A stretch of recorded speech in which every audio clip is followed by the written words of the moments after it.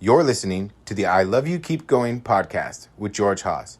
For more information, please visit our website at www.mettagroup.org. That's www.mettagroup.org. So welcome everybody. This is I Love You Keep Going. It is August 4th, 2022. It's 7:38 p.m. Pacific Daylight Time. And we have been talking the last few weeks about the politics of the body politics of the U.S., mainly in response to Roe v. Wade. And I thought that actually maybe we would return toward a conversation about attachment and meditation, since that's actually our primary focus here at Mettagroup. We've been trying to plan a retreat in Asia. One of the things that I like to do about retreating in Asia is to do a traditional focus on Theravada practice there. It is possible to have the experience of meditation and an experience of Theravada Buddhism that's centered in the way that it's taught here and in the West, and have a sense of that being the way that it's traditionally practiced in Asia. I think if you actually go to Asia and sit there, you'll see that it is quite different. And I think that can be helpful in terms of understanding practice. We had been going to Myanmar and sitting a metta retreat there with U Indika Sayadaw, and he teaches metta jhana, which is one of the Mahasi Sayadaw approaches to metta practice, which is centered on a concentration practice, so that you use the object of metta mind, or the mind state or view of metta as the object of meditation, and attempt to come into high concentration states around that. His approach is centered on the Metta Vipassana approach, which is this integrated practice of the two, the heart practices and the insight practice. And that you begin that by developing intentional positivity and the capacity to hold positive states. But the purpose of that then is to create a container that you can withdraw into if you need to, if the insight side heats up too much.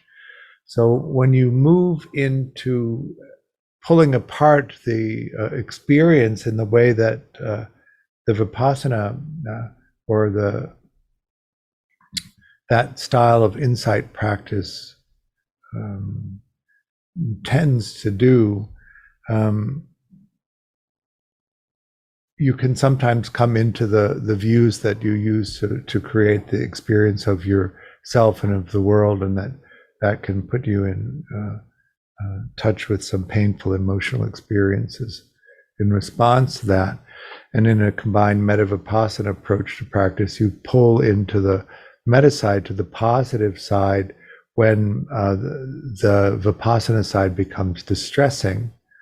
One of the problems in the West for people, particularly new people who come into a mainly Vipassana or insight-focused practice, is that it does often put you in touch with difficult emotional experiences in response to seeing things clearly. And if you don't have a strongly developed capacity for positivity that you can use as a refuge, often what happens is that people simply stop meditating in order to moderate the painful experiences. And so you have the starting and stopping, which is very common in householder practice, or what you have is a very limited meditation practice. The thing about pursuing meditation as an enlightenment-oriented practice is that you have to go that whole distance in order to have those experiences that are transformative in that classical enlightenment way. Each of the different traditions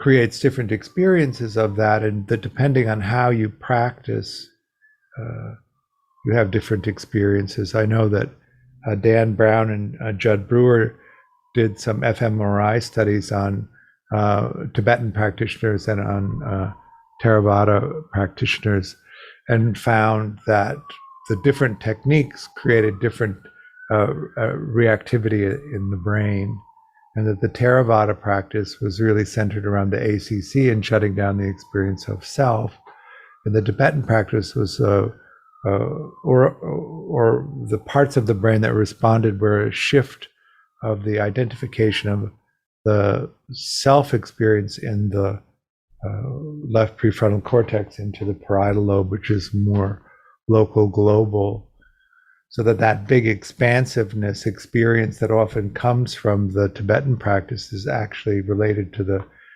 brain activity that the meditation, the specific practices cause, whereas the no self experience, which is prominent in the Theravada practice, comes from the shutting down or the muting of the ACC activity.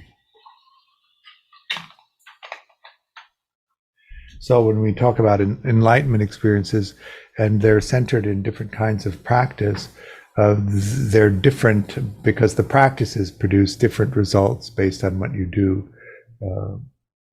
We in the West tend to, particularly in the US, we have this thing called cultural appropriation. I don't know if you've heard of it, but we like to take the things that really are shining and work well and collect them and discard everything else. And so we tend to create these practices which we think of as traditional practices, but actually they're just sort of cherry-picked practices. And we even mix and match, for the longest time, sitting with Shinzen, who said that he was primarily a Theravada teacher and a teacher of insight. When you actually pull apart the techniques that he's offering, it's from all of the different lineages sort of gathered together and secularized, so it's harder to tell what the origins of the practices are.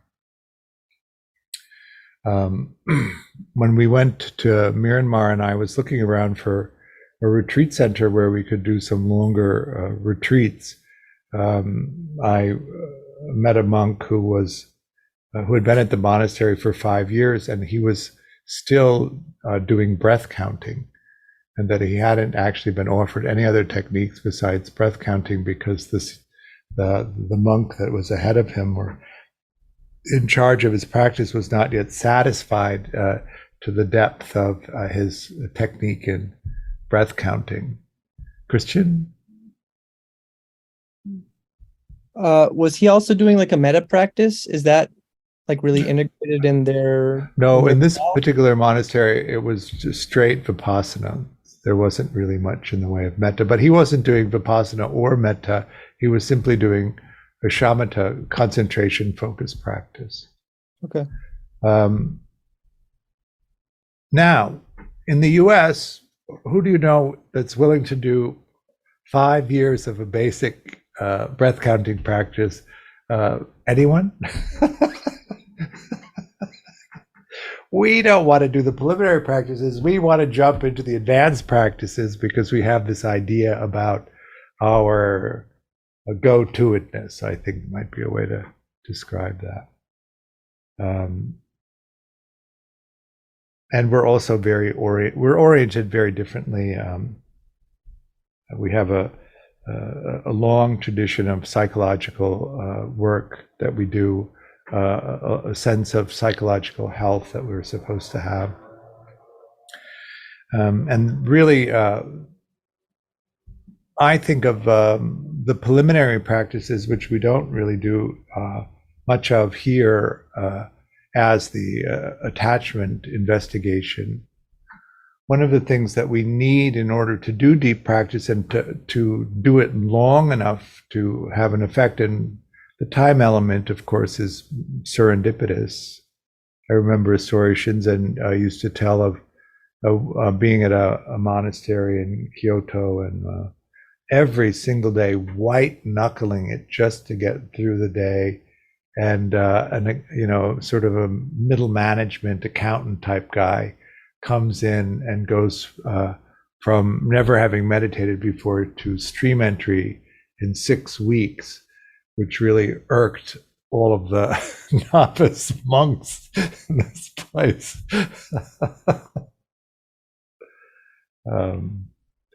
There's a quote, I'm thinking it's Robert Thurman, but I'm not sure about it. That early on, in his sitting in Asia, that local people would come in and sit and in a few weeks have these deep insights into practice. And the Westerners would come in and spend the same amount of time and get nowhere. And the teachers said that the local people were coming in and meditating, and the Westerners were coming in and thinking. And so that's that psychological piece, trying to make sense of it using logic. In the U.S. and in the West, mainly what I've seen is people at the hardly functioning end of the spectrum and people at the super functioning end of the spectrum come in to practice meditation, and not many people in the middle. And the reason for that is that the hardly functioning people who've tried many of the approaches that were offered to them to help increase their functioning didn't make much progress using them, and as a last resort turned toward meditation. And at the other end of the spectrum, people that function super well but remain unhappy, and the achievements of that level of functioning come because they're looking for something that actually is going to provide meaning. So we have this piece about engaging in the activities of the world, engaging in activities that have meaning to us.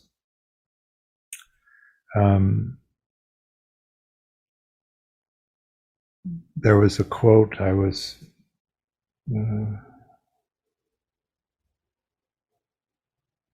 think it's by Ballard, who was a French philosopher who wrote in the postmodern school. We have more and more meaning as the technology improves, more and more information as the technology improves, and less meaning coming from it. More and more information, less meaning. In the attachment approach, we have these three main activities that make up the experience. The attachment system activates, and we seek proximity to people that make us feel safe, that will protect us, and will help emotionally regulate us. Once we're emotionally regulated, the attachment system shuts down and the exploration system turns on. And so then we're free to go and pursue the things that actually have meaning to us. And then the third aspect is collaboration with other people. One of the things about pursuing a deep meditation path is that consistency in practice, opportunities to practice in a retreat setting or in an extended period of practice is very useful. And in order to do that, you need the time, energy, and resources to be able to do that. But then also it can be unnerving or destabilizing a little bit to go into that deep practice. And so you need then to have the social network that you can rely on to support you, or you begin to inhibit the progress of the investigation. Now, in the traditional way of practicing in Asia, in the monasteries, you have the community of the monastics to support you in that. But as householders in the West, we don't really have much in the way of a monastic community that we would rely on. And most of us who are householders are actually not interested in withdrawing from a householder's life and entering into the monastery.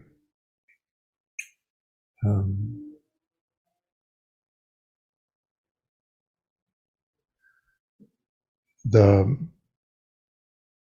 monastic life, of course, is a patriarchal life, a hierarchical life, and there's very little wiggle room in that way. The people who are senior to you have authority, and you don't if you're not in that role in the monastery, and so you have to comply.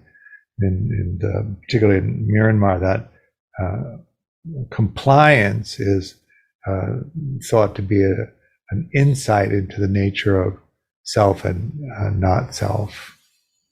But then it depends really also on who you have and what the culture of the monastic community is that you're involved in. In the West, as householders, we have the relational community around us that either comes from our family life or our work life or our friendship life. And we don't always have the advantage of the whole of our social community being engaged in meditation practice. In fact, sometimes most of them are not. And so then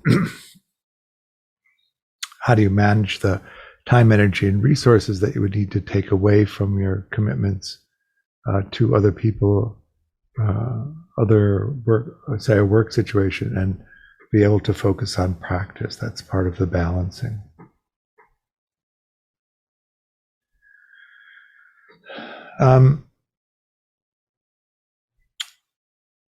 So in attachment conditioning, some people are secure, some people are dismissing, some people are preoccupied, some people are disorganized. The disorganized end of this scale, people tend to function quite a bit less well than the organized side, which is the secure, dismissing, and preoccupied people. Secure people tend to be able to build around themselves social support and social networks that work for them, and they tend to be organized around primary exploration, which is where the activity itself provides meaning, or whereas dismissing people tend to be more organized around secondary exploration, which is the pursuit of resources so that you can, in some sense, transact the things that you need. Preoccupied people don't explore particularly well as part of the conditioning, and the reason that this is something that's important to understand is that you could express a meditation practice as an exploration, and for most people who practice, I think it's a primary exploration. It has meaning to practice, and what you're finding out is that direct sense of understanding yourself and your place in the social world that you are. In Buddhism, we would call that inside and outside. Inside is that sense of self and the peace with your own beingness, and then the world, which is the other people that you're in relationship to. On the secure end, that's probably it. We also have in the West, and I'm going to guess also in the East, although it's harder to crack the sort of silence of the monastic community.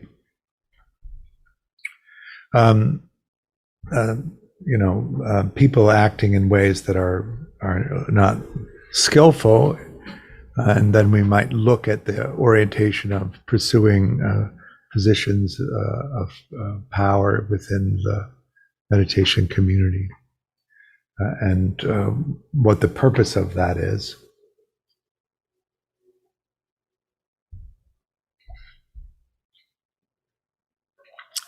I tend to like Dharma maps, and so one of the things I like quite a bit is the Theravada map of the 16 stages of the progress of insight, which takes you through this series of insights that you need in order to find your way into classical enlightenment. But I also like the Tibetan approach of finding the sacredness of everything and holding that view of sacredness.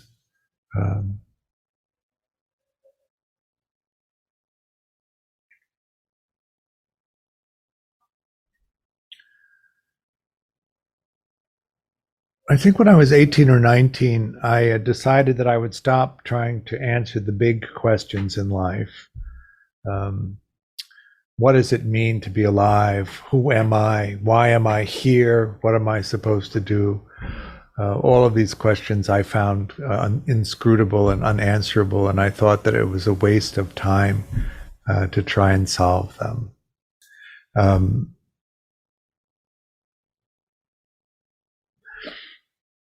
But then I found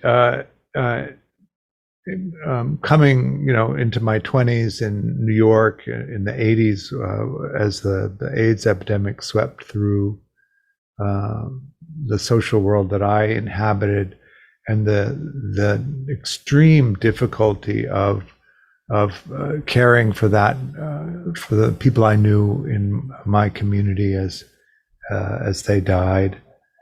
It's something about a succession of people in their 20s who are in one season vibrant and energetic, and in a couple of seasons later decimated and dying.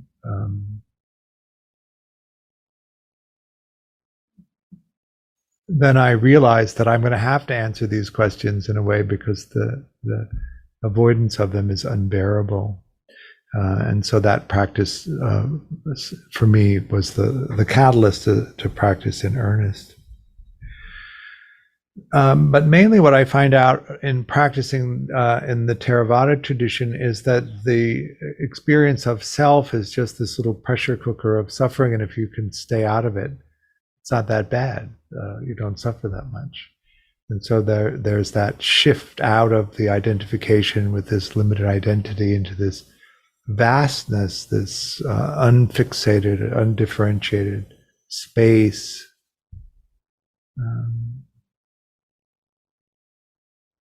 But then to reconstruct a sense of self and explain it is not that easy. I could tell you how to practice so that you could come into the experiences of that. And I can nod as you describe those experiences in the self language that we all end up using.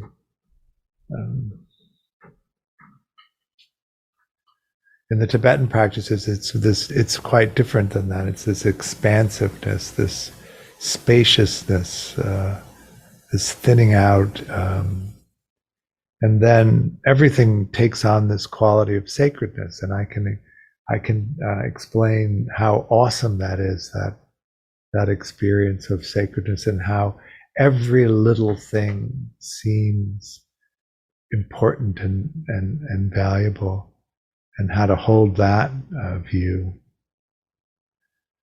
But neither one of those actually produces an answer that the self is satisfied with in terms of the big questions, or at least not for me.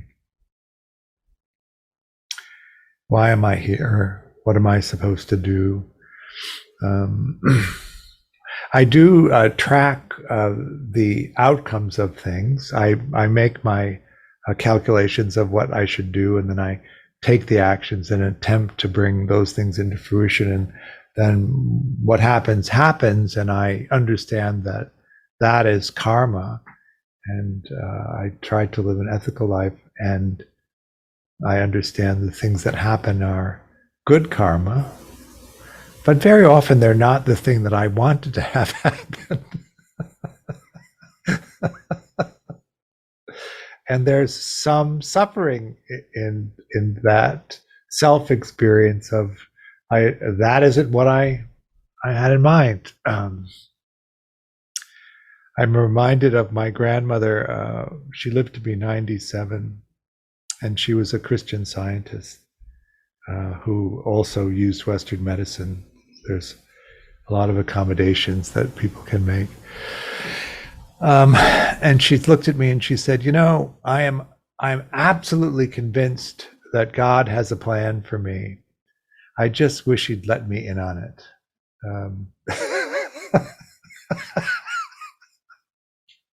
At 97. She said, I don't know anybody anymore. And I said, oh, you have lots of friends. She said, oh, those people, I've only known them 10 years. I used to know people 70. So there's this process of life, depending where you're at. I am, in my life, coming to the end of old age and looking forward to old age.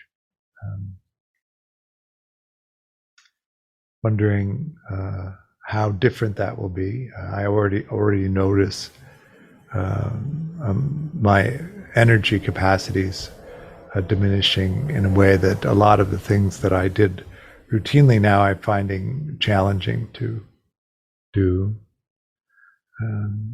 And I think that all of us have the experience of aging if we live long enough, where those things kinds of change, and what we're interested in, what we can pursue, may not line up, and then we have to adjust for that.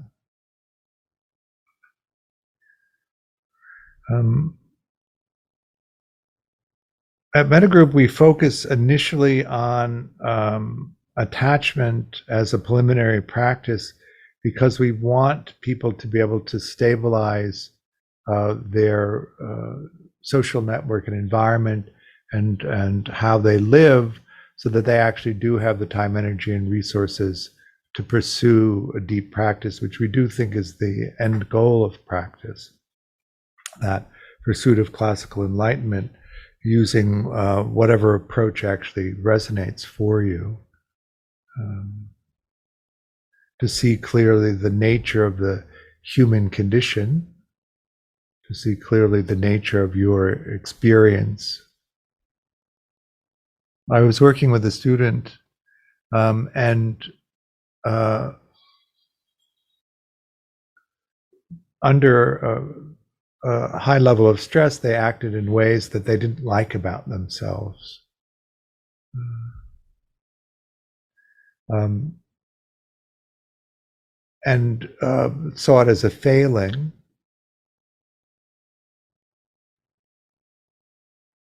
But then my sense of that is that there is the bind of identification with self, that I am this person who does these things, rather than that stepping out of that sense of self into awareness, where you really do watch what you do rather than identify with what you do. You watch what you do with the kind of open curiosity and attempt to redirect yourself if you see you're going off the rails. But all of those things happen automatically. You are not ever making the decision to do them in that sense. And so we, in some sense, that is a description of seeing clearly. Christian? Do you think in that case, the acting from awareness would allow the student or anyone to, is the point that it makes you not judge yourself? Or is the point that it actually gives you like a buffer to make better decisions? Well, it gives you a buffer to make better decisions, but also if you lose awareness, lose mindfulness, and have a moment of mindlessness that is actually even harmful or causes a difficulty, you don't self-immolate in the rigid identification with self. You can reestablish your mentalizing faster and then correct faster. We tend to, most of the time, in the process of forming the sense of self and the sense of the world, that all happens automatically, all happens unconsciously based on conditioning, and then at the last second it appears in consciousness. I like to call that the veto possibility, the window of vetoing a boneheaded move.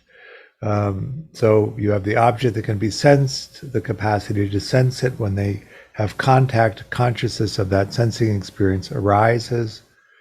One of the problems with English is that we use the same word to mean different things, but consciousness is the active sensing experience that awareness would know.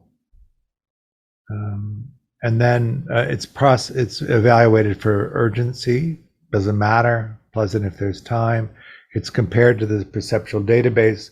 If there's a match that's close enough, the meaning of the particular pattern of sensing activates into conceptual reality.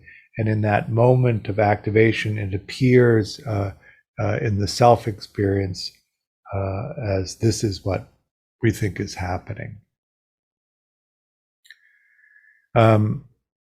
Because we're creating conceptual reality, and it's an extremely elastic thing, we can make it in so many different ways, that if you're monitoring that process in that moment of coming into being, if you see that it's not a good match to what actually is being sensed, so that's the word in Pali for that is tajapanati, which is a constant looking back on the ultimate reality and comparing it to conceptual reality to make sure that they match well. Then you can correct and recreate a conceptual reality that's more in line with what's happening.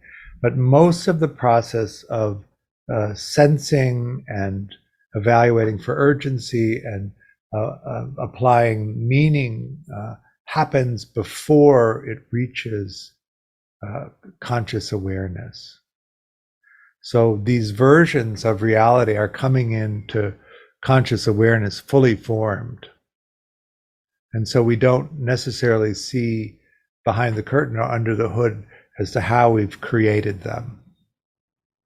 So you might say that the purpose of practice is to be able to track that so that you're constantly in a position of knowing what the ultimate reality is and what you've made it into, so that your actions are more and more oriented in a skillful way. Is that making sense? When we don't do that, then the version of conceptual reality that we create, we just assume to be accurate, and then we form intention and take action based on that, even if it's wildly off. So the Buddha talked about that. One of the stories that he used was the farmer who went into the hut, and it was dark, and he looked in the corner and he saw a coiled snake, and he took his machete and he chopped it up, and then he lit a candle and he saw that he chopped up a coil of rope. But in the moment, the mind made it into a snake, and he responded as if it were a snake. Is that making sense? So what we want to do is be constantly present, constantly monitoring this construction that we make of the world, constantly comparing it to what we're taking in, to make sure that the constructions that we made are an accurate reflection of what's actually happening. Now, your constructions of everything are going to be based on your perceptual database, based on your conditioning. So you're always going to be creating a version of conceptual reality based on that. And everybody has their own database, so everybody is creating their own version. And so we need to engage in a dialogue about each person's version.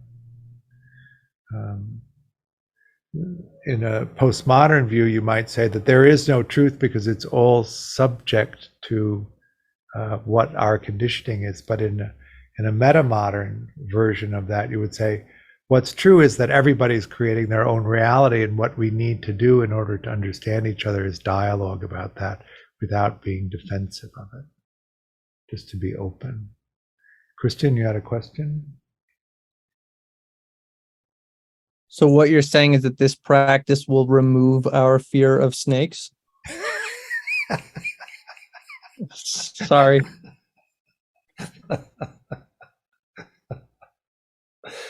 Well, that would not be a skillful practice, because sometimes when you go into the hut, the coil in the corner will be a snake. It's actually to see clearly and distinguish a snake from a not snake.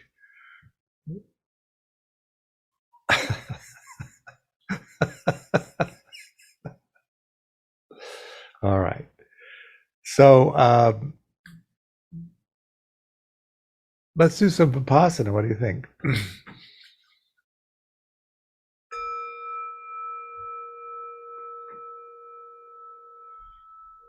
So any comments or questions about the practice we just did?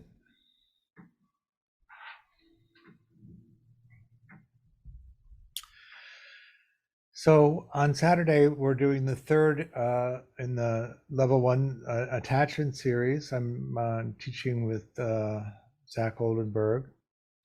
2 weeks from Saturday, we're going to do the relational, the collaborative relationship day long. So if you're familiar with the 3 pillars approach to attachment and repair that Dan Brown developed with his group, that is the 3rd pillar, collaborative relationship systems and understanding how they work. We'll do some dyads with that so you can practice. In October, we're doing our final retreat at 7 Circles, because 7 Circles is closing. So that if you have any nostalgia for that as a retreat center, please join us. We won't be able to go back to there after the October retreat. November, we're doing our first level 1 class for Europe, European Central Time. So if you're a night owl, we'll be teaching from 1 a.m. until 10 in the morning. We're still trying to put together our retreat for Asia in February, but not sure what's happening with that at the moment. I'll keep you abreast of it. And then next June, I'm going to do our first European retreat in the Netherlands. So that's the stuff that's coming up. A lot of it is on the website. Take a look. I do offer the teaching on it. Carol? Yeah, can you just jump in for the day long on the collaborative relationships? It is. Yeah, sure. Uh-huh. We offer it separately from the first part of level 1. Okay. Is that on the website then? Yeah. I think it's August 20th. So I offer the teaching on a dana basis. Dana is the Pali word for generosity. So there's a link on the website to make a donation if you wish. We really appreciate any amount because it helps support me and also the work that Mettagroup is doing. Thank you for your practice, and we will see you soon. Bye.